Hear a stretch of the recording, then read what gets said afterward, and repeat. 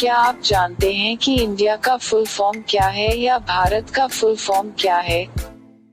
दोस्तों, कोई अगर आपसे पूछे तो क्या जवाब देंगे?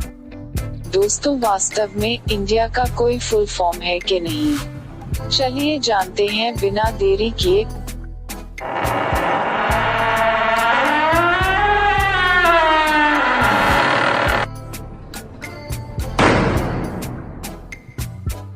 प्राचीन काल में इंडिया यानी भारत को आर्यावर्त के नाम से जाना जाता था। इसे कई और नाम से भी जाना जाता है, जैसे हिंदी में भारत और हिंदुस्तान। यह तो हम सब जानते हैं, लेकिन इसके अलावा और भी नाम हैं इंडिया के। क्या वो नाम आप जानते हैं?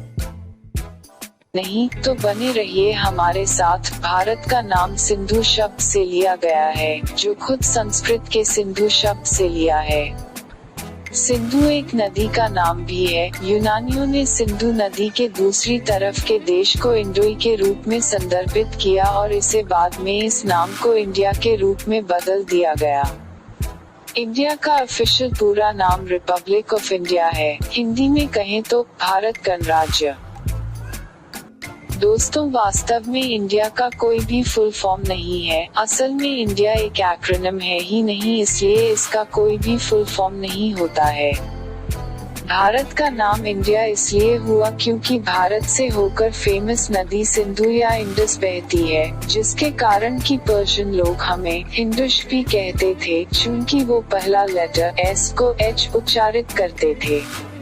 इंडिया शब्द असल में इंडस से आया हुआ है।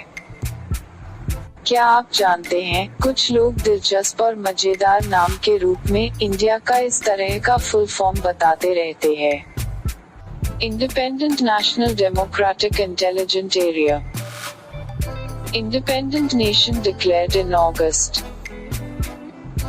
भारत कई अलग अलग युगों और समाजों में कई अलग अलग नामों से जाना जाता था। जम्बूद्वीप।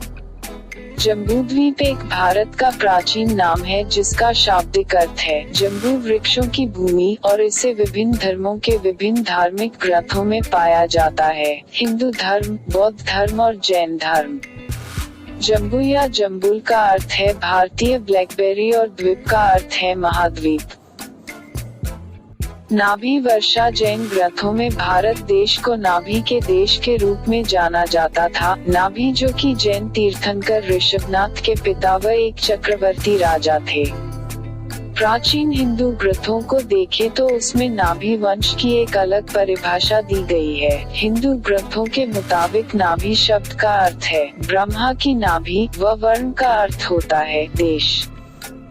आर्यवर्ता और द्रविड़ शास्त्रीय संस्कृत साहित्य में उत्तर भारत के लिए आर्यवर्ता नाम है। मनुस्मृति में इसे हिमालय और विंध्य पर्वत के बीच का मार्ग, पूर्वी बंगाल की खाड़ी से पश्चिमी सागर अरब सागर तक बताया गया है। दूसरी ओर दक्षिण भारत को द्रविड़ के नाम से जाना जाता था। द्रविड़ क्षेत्र में आधुनिक भारतीय राज्य आंध्र प्रदेश, कर्नाटक, केरल, तमिलनाडु, तेलंगाना और छत्तीसगढ़ का एक छोटा हिस्सा शामिल है। इस क्षेत्र में अंडमान और निकोबार द्वीप समूह, लक्षद्वीप और पुदुचेरी के केंद्र शासित प्रदेश भी शामिल हैं।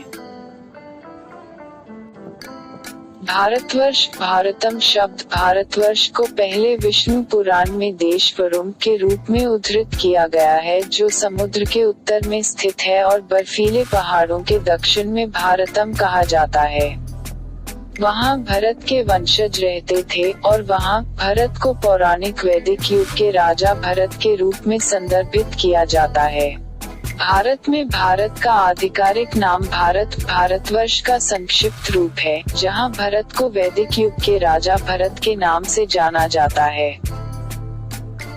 हिंद का नाम फारसी भाषा सिंध के बराबर है। कई इतिहासकारों और भाषाविदों के अनुसार फारस के लोग सिंध का ठीक से उच्चारण नहीं कर पा रहे थे। उन्होंने एस ध्वनि के बजाय एच ध्वनि बनाई। इस प्रकार सिंध शब्द हिंद हो गया।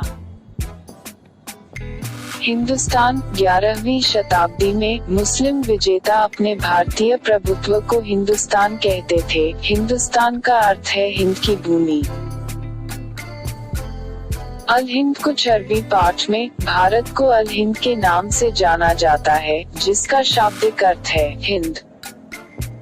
तियाजु भारत का चीनी ऐतिहासिक नाम है। मूल रूप से तजुक का उच्चारण हिंदू शब्द से हुआ है। इंजिकु भारत के लिए चीनी नाम तियानजू का जापानी संस्करण है। चोंगचुक भारत का ऐतिहासिक कोरियाई नाम है। इसे भारत के लिए चीनी नाम तियानजू की तरह उच्चारण किया जाता है।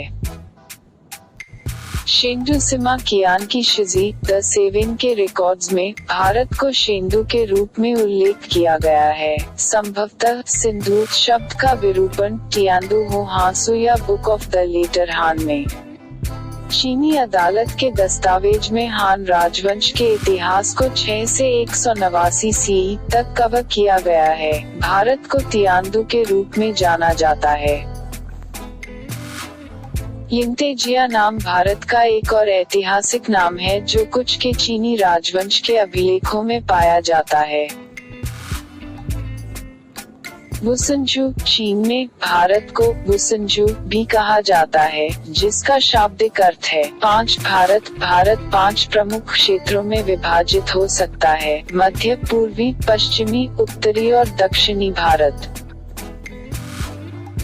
हिदुश भारत का एक और फारसी नाम है जो डेरियस द ग्रेट के खातों में पाया जाता है। दारा ने 515 ईसा पूर्व के आसपास गांधार से आधुनिक कराची तक सिंधु घाटी को नियंत्रित किया।